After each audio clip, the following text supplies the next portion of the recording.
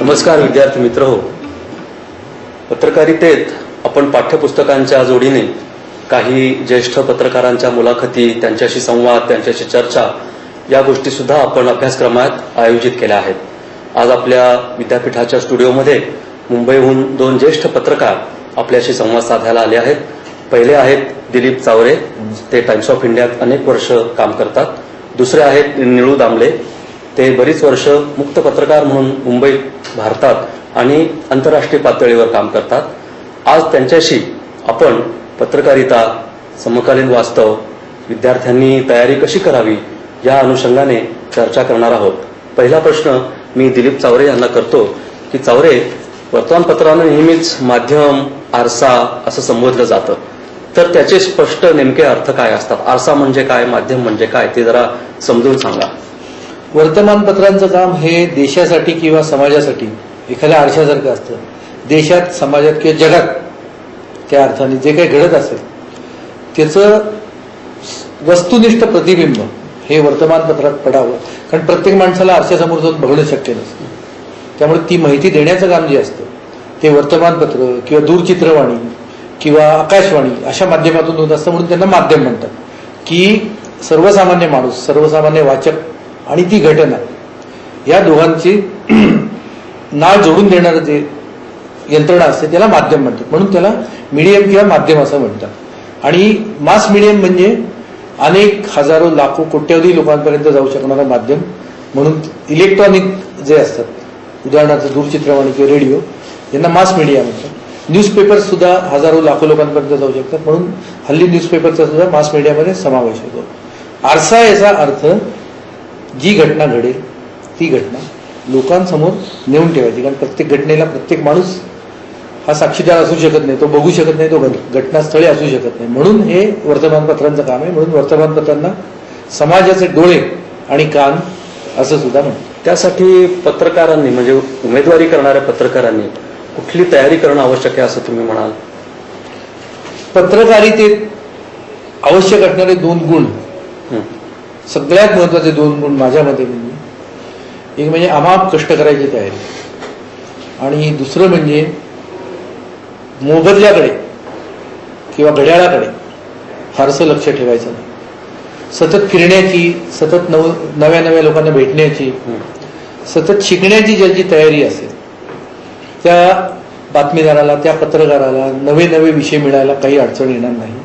किंवा जे सर्वसाधारण विषय आपण ज्याला समजतो ते सुद्धा विषय रंगवून लोकांसमोर मांडण्याची खातोटी असते. जर तुम्हाला अशी जर चौफेर विविध क्षेत्रातली माहिती असेल तर बातमी कशी सजवावी किंवा लेख कसा सजवावा याची पण काही तंत्र असतात.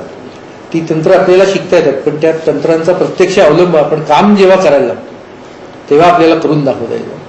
आणि ज्याला इंग्रजीमध्ये एनरिचमेंट म्हणतात, व्हॅल्यू ॲडिशन, तसं करणं हे तुमच्या जसजसा अनुभव तुमचा वाढत जातो तसतसं ते तुम्हाला सहज शक्य होत जातं. त्यासाठी ह्या गोष्टी, एक म्हणजे अफाट कष्ट आणि दुसरं म्हणजे घड्याळाकडे लक्ष ठेवायचं नाही आणि तिसरं म्हणजे प्राप्तीकडे, म्हणजे पगाराकडे फारसं लक्ष ठेवायचं नाही. या जर 3 गोष्टी जर तुम्ही जर जमवून घेऊ शकलात तर तू यशस्वी पत्रकार होण्याचं निदान 50% तरी खात्री मी तुम्हाला देऊ शकतो. दामले, तुम्ही मुक्त पत्रकारितेच्या निमित्ताने खूप हिंडला आहात, तर त्यासाठी वाचन किंवा उत्सुकता किंवा वेगवेगळ्या भाषा यांची कितपत गरज आहे असं तुम्हाला वाटतं?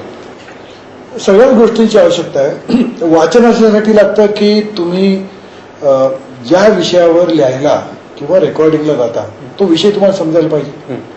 म्हणजे समजा मला बिहारमध्ये जायचं आहे तर बिहारमधली माणसं, त्यांचं जगणं, ह्या सगळ्या गोष्टी मला जर नीट समजल्या नाही, त्या मी कुठून ही माहिती, समजा बिहारमधल्या एखाद्या समस्येची मला माहिती करून घ्यायची असेल तर मी कुठली साधनं वापरावीत? साधारण एकतर पुस्तक हे नेहमीचे साधन आपल्याकडे उपलब्ध आहे किंवा लायब्ररीमध्ये कातडं असतात वर्तमानपत्राची. अलीकडच्या काळामधलं सर्वात उत्तम साधन म्हणजे इंटरनेट आहे. याच्यामुळे ते ज्ञान मिळतं ज्याचा उपयोग तुम्हाला समजून घ्यायला होतो. तुम्हाला एक साधं उदाहरण देतो की समजा तुम्ही बिहार किंवा उत्तर प्रदेशमध्ये जातात, या ठिकाणच्या सामाजिक चालीरीती काय आहेत, म्हणजे लोक कसे वागतात, उदाहरणार्थ स्त्रिया समोर आल्या तर काय करायचं किंवा स्त्रिया समोर येत नाही हे आपल्याला जर नीट समजलं तर तुम्ही घोटाळे नाही करणार. घोटाळे म्हणजे कोणत्या? घोटाळे म्हणजे तुम्ही एखादी स्त्री दिसली आणि तुम्ही भेटायला येऊन तिकडे गेला तर मार खायची पाडेल तुमच्यावर. हा, कारण त्या समाजाच्या ज्या वागण्याच्या चालीरीती आहेत ते आपल्याला कळायला पाहिजे. किंवा केरळमध्ये गेलात समजा, लुंगी लावून गेलो. केरळमध्ये अशी पद्धत आहे की ते मुंडू जो असतो, लुंगी असते, ही तुम्ही स्त्रिया आल्या की लुंगी खाली सोडायची म्हणजे अर्धी असते ती पूर्ण करायची. तुम्ही आपले गेले लावून फिरताय तर लोक म्हणतील हा कोण आला, तुमच्याशी लोक सहकार्य नाही करणार. त्यामुळे ज्या ठिकाणी जातो ती माणसं, तिकडलं कल्चर, त्यांचा इतिहास, या सगळ्या गोष्टी तुम्हाला माहीत असलेल्या आहे बऱ्या, हा वाचनाचा भाग असतो. दुसरं म्हणजे काय, नेहमी असं असतं की ज्याला फील्डमध्ये पत्रकारिता करायची असते त्याला एक गोष्ट अशी असते की जे येईल त्याच्याशी जुळून घ्यायची स्वतःला सवय करून घ्यावी. तुम्ही जर अरेरावीने गेलात तर तुम्हाला चालत नाही. जी संकट येतील किंवा तुमच्या समोर आपण असं म्हणून जे वाढून ठेवलेलं असतं त्याच्याशी तुम्हाला आनंदाने जुळवून घेता आलं. कोऱ्या मनाने वास्तवासमोर जाणं हा एक गुणधर्म आत्मसात केला पाहिजे असं म्हणायचं आहे. कोऱ्या मनाने ही स्वतंत्र गोष्ट आहे. कोऱ्या मनाने म्हणजे अशा अर्थाने की पूर्वग्रह न जाता. बरं. हा, म्हणजे मी तुम्हाला भेटायला आलो तर तुम्ही चांगले आहात का वाईट आहात, थोर आहात का पोर आहात, असं काही डोक्यात न ठेवता तुम्ही जसे आहात तसे समजून घ्यायचा मी प्रयत्न करतो. हे कोऱ्या मनाचं लक्ष. पण त्याच्या पलीकडे जाऊन सुद्धा ज्याला एम्पॅथी म्हणतो, म्हणजे मी तुमच्याबद्दल मला सहानुभूती आहे, तुमच्याबद्दल मला आपलेपण आहे. ज्या भागामध्ये मी काम करायला जातो तिकडला भाग, तिकडल्या परंपरा, तिकडली माणसं यांच्याबद्दल आपुलकीने जर मी गेलो तिथे तर माझ्याशी लोक बोलतील. मी जर आरेरावासारखा घोड्यावर बसून गेलो महाराजा म्हणून तो कोण माझ्याशी बोलणार आहे. तेव्हा पूर्वग्रह नसणं एक भाग, परंतु त्या तिकडल्या सगळ्या परिवेश जो असतो त्याच्याशी आपलेपणा असणं, आस्था असणं, त्यांना मी आपल्या असं वाटणं, ही गोष्ट आपल्याला यायला पाहिजे. सध्याच्या वर्तमानपत्रात राजकारणाचा, म्हणजे सध्याच्या नाही पूर्वीपासूनच असं होतं की राजकारणाचाच खूप मोठा भाग असतो, व्याप्तीनं सुद्धा खूप असतो, महत्वाच्या दृष्टीने तर असतो. तर राजकारण समजून घेण्यासाठी नव्या पत्रकारितेत येणाऱ्या मुलांनी कुठली तयारी केली पाहिजे? तुम्ही बरीच वर्ष मुंबईत आहात, टाइम्स ऑफ इंडियात आहात आणि राजकीय गोष्टींचेच तुम्ही बातमीदार आहात. तर प्राथमिक गोष्टींची तयारी कशी करायची आणि एखादं क्षेत्र जर विशेष म्हणून करायचं असेल विकसित तर ती कशी तयारी करायची? एक म्हणजे कसं आहे की पत्रकार, विशेषतः जो वार्ताहर असतो, याने आयुष्यभर विद्यार्थ्याच्या भूमिकेत असायला पाहिजे. कारण तुम्ही जेवढ्या लोकांना भेटाल त्या लोकांकडून सतत तुम्हाला नवीन काहीतरी मिळत असतं. म्हणजे विद्यार्थ्याच्या भूमिकेत म्हणजे कसं की त्यांनी बोलायचं नाही जास्त, त्यांनी ऐकायचं आणि पाहायचं आणि ते सगळं साठवून ठेवायचं आणि मग योग्य वेळ येईल त्यावेळेला ते मांडत जायचं. ही पत्रकाराची जर भूमिका असेल तर या भूमिकेचा पुष्कळ फायदा होतो. आता आपण एखादं उदाहरण घेऊ की समजा मला कर्नाटकात निवडणूक कव्हर करायला जायचं, मला कानडी भाषा येत नाही, मला तिथली परिस्थिती काही माहिती नाही आणि मला अचानक संपादकांनी सांगितलं की बाबा परवा सकाळी तुला कर्नाटकात जायचं, तर मी काय करेन? हल्ली जसं दामलेंनी सांगितलं तसं सर्वात उत्तम माध्यम म्हणजे इंटरनेटवर आपल्याला जी पाहिजे ती माहिती आपण टाईप करायची, त्याचा सगळा तपशील आपल्याला मिळत जातो. समजा तेही नसेल, दुसरा पर्याय काय आपल्याकडे? वाचन. समजा वाचायला वेळ नाही, लगेच जायचं.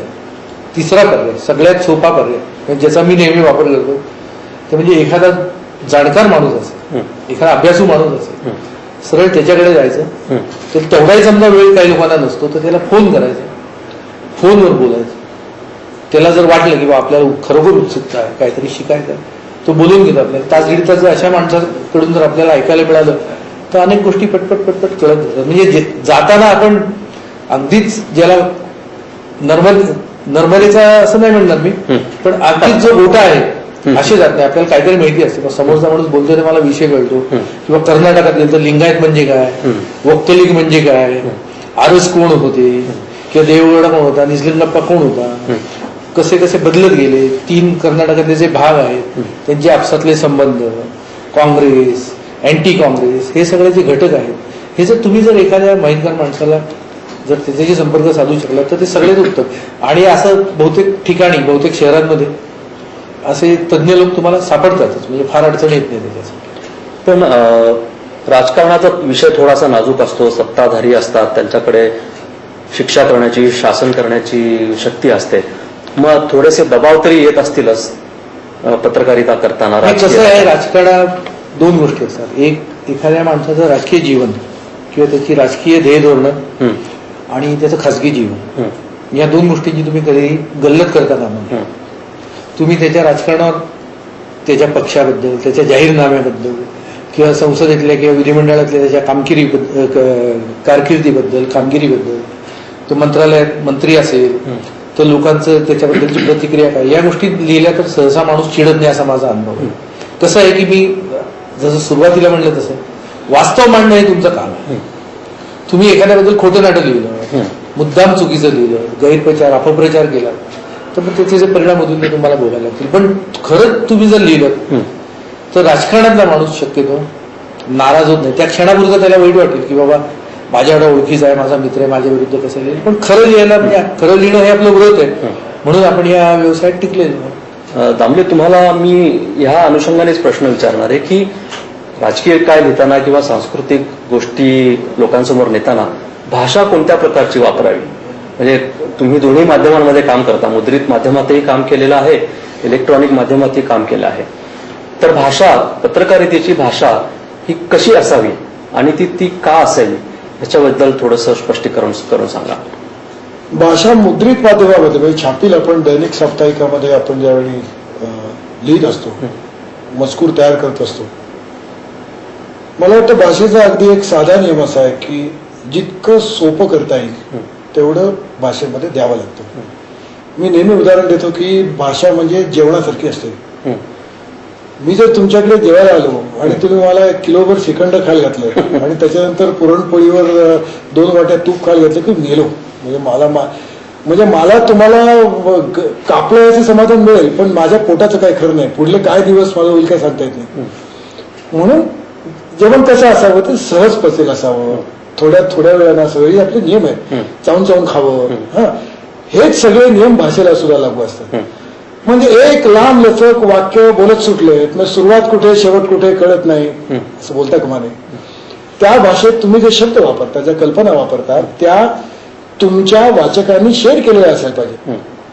म्हणजे समजा तुम्ही आता पत्रकारितेतले काहीतरी आहात, तर समजा आता आपण टेलिव्हिजन समोर उभे आहोत, तर एकदम तुमचा एनजी नको वगैरे, म्हणजे नो गुड. हे कॅमेरावाले लोक जे आहेत, हे एखादा चांगला आला नाही ते की एनजी झाला असं म्हणतात. त्यांचं एनजी ठीक आहे, पण तुम्ही इतर तिराईक माणसाला एनजी झालं म्हटलं की तो बोमला त्याला काही कळत नाही काय म्हणतो ते. म्हणजे तांत्रिक भाषा वापरून नाही, वाचकाचे अनुभव, वाचकाला माहीत असलेले शब्द त्याच्याशी तुम्हाला जुळवून घ्यायला पाहिजे.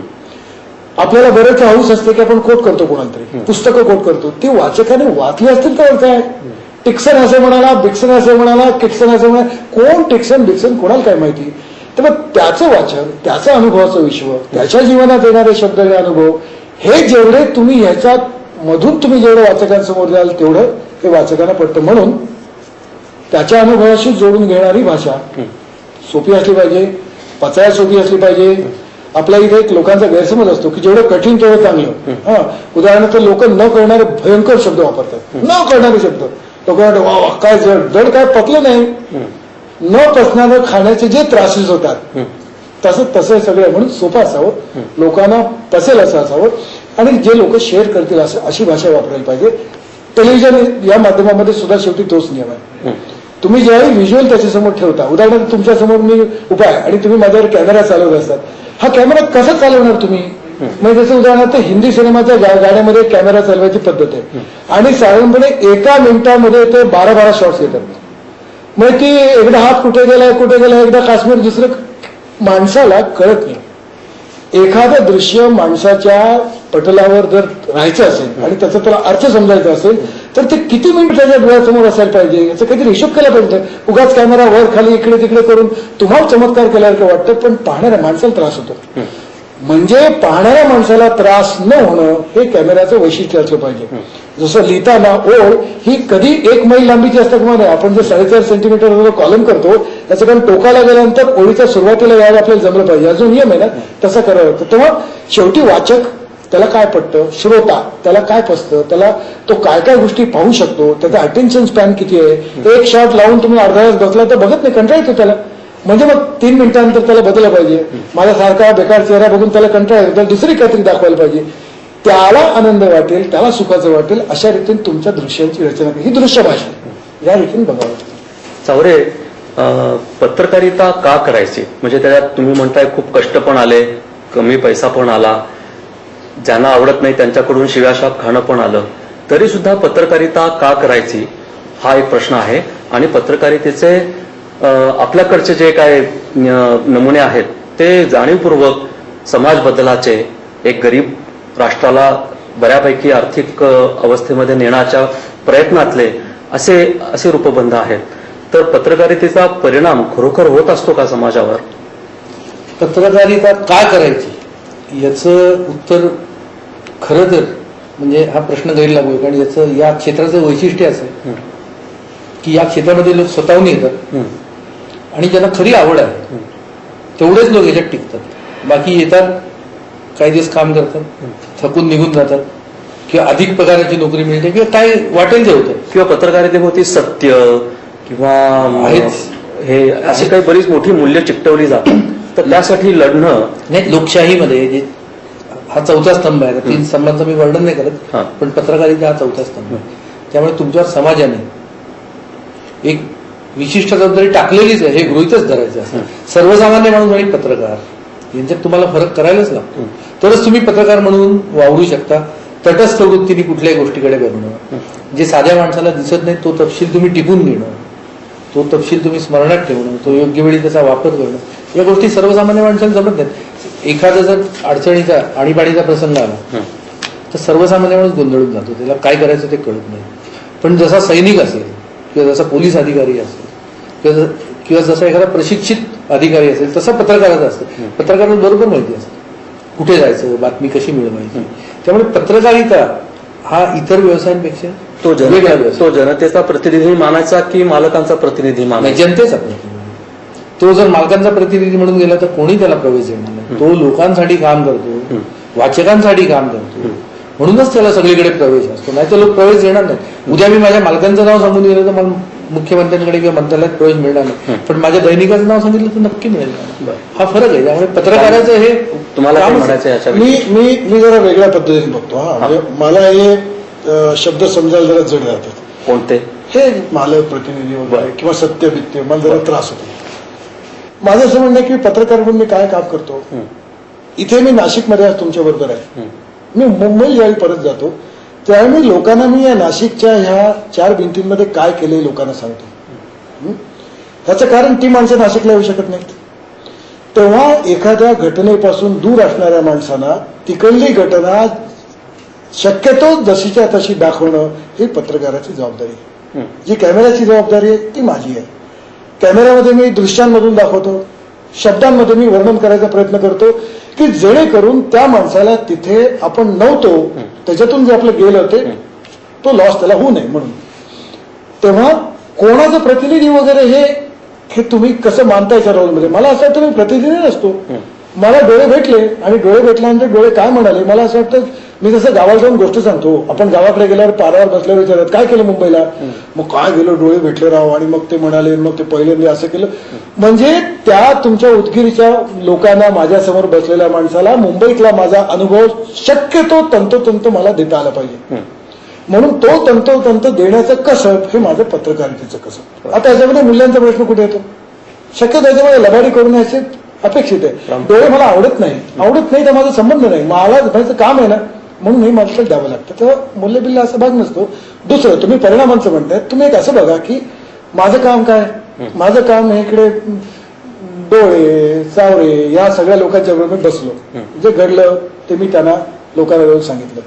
चावरे जसं सुरुवातीला म्हणाले तसं एखाद्या तज्ज्ञाकडे मी गेलो आणि तज्ज्ञाला मी विचारलं की आजच्या निवडणुकीबद्दल तुझं काय मत आहे, त्याचं अमुक अमुक मत आहे.